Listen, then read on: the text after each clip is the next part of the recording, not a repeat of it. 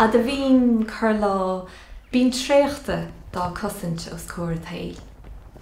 Bín bréan de bheith fréamhathe cos lepan na teangan éignithe sa, ag gaoi beseach ithe, á fearre go cuaramach. Ag impi bathe intí ríist.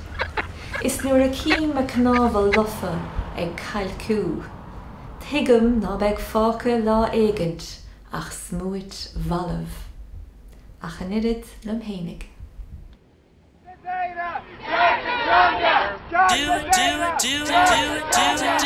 Do it now. Say it now. Cream my yogurt, can cook a cooler.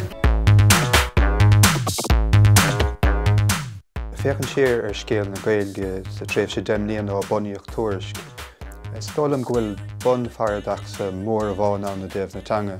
Ní raibh meon chu dearfach riamh ag an bobbal a lenne teanga ach ag an am chéine tá sí mhaol anna bhór mar theanga phobal sa Gaeltachta. Tá laidú a teachtar líon na gainteoirí Gaeilge agus is údar éardóchais é sin dar nóig.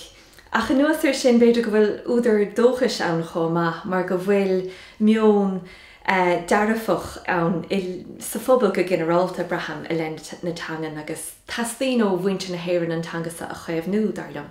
Aber daoine tás na fichidí tríchadí tá fúnarú ó Gaeilge a labhairt agus tá fúnarú í úsad i mealach crothaíoch agus sílam ceangan na cúisina smú leis sin ná go bhfuil pobal crothaithe líne mar hampla TikTok agus Instagram na hádáin fad go bhfeiceann tú daoine agus iad a labhairt ó Gaeilge agus go leor gan na daoine óga seo tás na fichidí tríchadí ní rán Gaeilge acu ón gníomháin dólam siadaí tá an bheas acu ar an Gaeilge agus tá siad bródúil aiste. Ní léon dát ach gur bí an Gaeilge anar na huaire fé láthair ag annach chuid tráchtarí agus annach chuid daoine.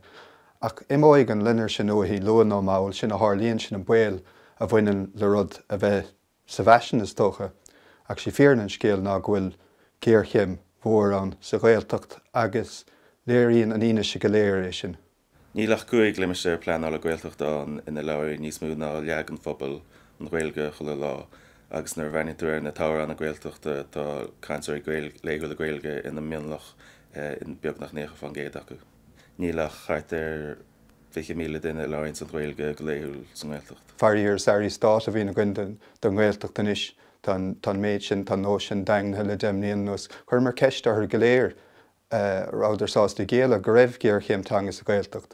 Agus ní raibh aine sásta méid sin in géala go dtí go dánig go fearrtá níos an is Jack Thomas Byrne, Gaeilge sin go raibh le héad ann. Ach an son cúpla lá ní dhéag san, dúirt sé gur leor na policy bhí an hena héin chun an scéal a leis.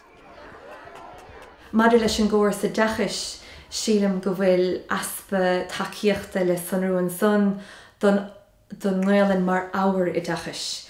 Nuair tháinig an córas díalúna sin isteach dhéann sé sin anna ruchard den teanga agus dhéann sé díalúcháil ar den teanga sa chóras sa deachais.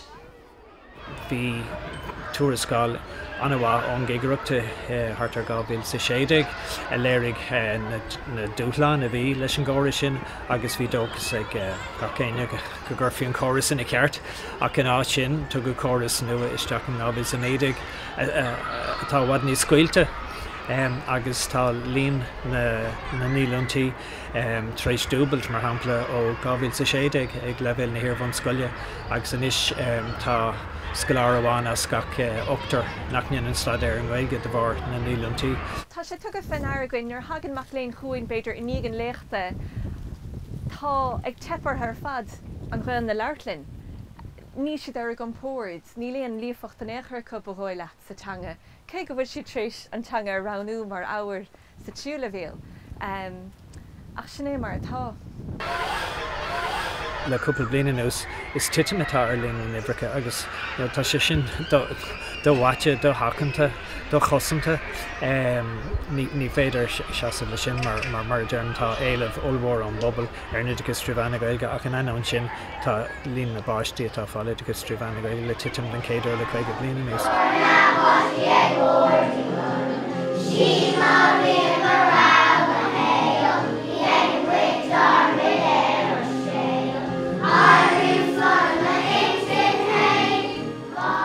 Cin gappa míad a gcónaí go bhfuil míidir tí ráirta a thosanú.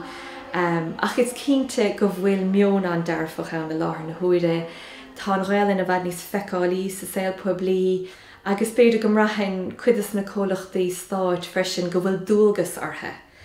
Agus tá sé sin I tacht beidir le caintóirí na Gaeilge chomá tá éileamh a gceart. So seachas a rá gur cuidar naireachtaí agus gur an mán son gur chóir I a chéamh nu, go bhfuil cearta taobhte ag a dangasá. Ceantas na húdar bhisnig is mó bhí goin le déimlíon nuas ná feachtas agus an trid mhór a chuir an drám dearg suas chun cearta bonósacha a bhainteach ó thuaig. Agus chunig mar an son an bracha bhain leis na rudí bonósacha sin a bhainteach, agus fiach bhfuil an trid son fósa dul raig an son ó dheas tá chuige blian ann mbliana ó chuireach deire leis an Gaeilge éigeantach sa tseirbhís, agus ó hinine le agus le déimlíana go háirithe tá imimiú gan staid a dhéanamh an teanga sa stát chóras sa dáil a dtithe reachtais, ní léon áras faoi sin. Léir taid a bhaine tuairisc gan air gur an Gaeilge víns lísú ná híon fan géad an chancelógiantar sa dáil, agus gur anmh go maintú sa teanga seachas nar víns cuasaí Gaeilge nó Gaeltachta blé. Stoi gur léiriú sin éon bhír gur láireach níos mú Gaeilge I tréimhse gáirich le sa dáil le linn seachtain na Gaeilge ná mar láireach sa chéad seachtain sa tréimhse lug an air. CEARTA is cum lump sa fuck faoi on garda. Sílam go gabhairí na hálíne go mór agus tá seo feici an le déimlíon nuas le súla daoine a tharint a teanga leheadí ní cap an cálín cún tá si ar ordan an dain inis agus támud a feiceáil an Gaeilge úsáide an meabh fíorcrothaíoch. Ba rud tharbheith speisialta agus starú a bhí an freisin nuair a bunaíodh an chéad canéal trí Gaeilge go fáistí nuair a bunaíodh cúla cad ar an nachtúla go bhán over fiche trí agus mála sé sin glún ó go Gaeilgeoirí. Tá anthóir fé láthair mar hampla labhairt le nachna beag a Gaeilge nó frásí beag a deasa fillete deirtar linn thugann doras isteach dúnar ar nanam Maria, ach nadidir céan cháiríd san den teanga ní drórad ionta héin na labhairt seo, ach is cumadar íre céabhéad focailthe sa Gaeilge na gcuine ar ghort nuair tá an buil ann ná be géana fáca chun an féir na teangan a hábháil ar an ghort sin. Má tá athrú meoin le sonrú agus sin go bhfuil caafar chud an gradúnt a thuirt de ealaíontóirí. Tá ealaíontóirí na Gaeilge níle de feimú le stig de rán beag na Gaeilge, tá si de dul amach an son, tá si de créimh scaoile go bhfuil fiúntas a buint leis an teanga so. Agus tá si ag scríomh leabhar chuide bhainte is gá leabhar scríomh méle I muomhas cuach na teangan, tá sé sin arsúla go daoine. Hello, we're Gate Bottistaach, it's Mishi Mart Strassen Eagle, Agus Tuairisc le Scéal. By Hector Lynn, le labhairt faoin na leabhar nua, the Irish words you should know. Sinam go leor daoine máta rais I dó na Gaeilge freisin. Tá fuinneamh dochreid, tá fuinneamh I gánaí ann, agus ach tá rud a céint ní réimhló, ní manim na focail sin a úsáid, ach tá spiróid, tá daoine smaoinemh níos mór an teanga. Tá céad bliana ann in iseo bunaíodh an stát agus bhí fís anna cinnte an tam sin don Gaeilge sa córas a dacaise agus sa socaí trí chéile. Darlan hain be cearcha meid teanál séaránna go gin maidir leis an Gaeilge chun fís nua a cheappa don éire nua ar bhealach mar níl compráidir an éan is agus éir a céad bliana hin. Braham go bhfuil fallí á dhéanamh ag an stát ar an Gaeltacht nachhfuil dóthain ina stíochta arsúla bobbal na Gaeltachta. Ní léon chúis nach féad faoi an dúntas a thuirt tarnáis de heilig go mín an teanga gá labhairt go bailí acu sin gur an bhanúsacha é sin ha míid a caintear féinachaí sóracha chun é sin a thuirt tarnáis ach dhéanach sé anna dhíomhríocht darlumm. Rám héann sin go pásanta agus má choní san Gaeltacht agus má tógad mo chud páistí trí Gaeilge, sílim nachhfuil na ranganí céanna nó na háisina céanna ar fáil trí Gaeilge go fáistí mar sin tá tú fácaí leis gine iad a chuir go rang trí bhéirle nó gan iad a chuir go rang a churibe. Tá tú geire an cinine sinna dhéanana a gúnaí. Néon áir fé dó dúirt beag na 400,000 duine gur raibh Gaeilge anna bhacha sin ólas nach raibh a gcuin hena.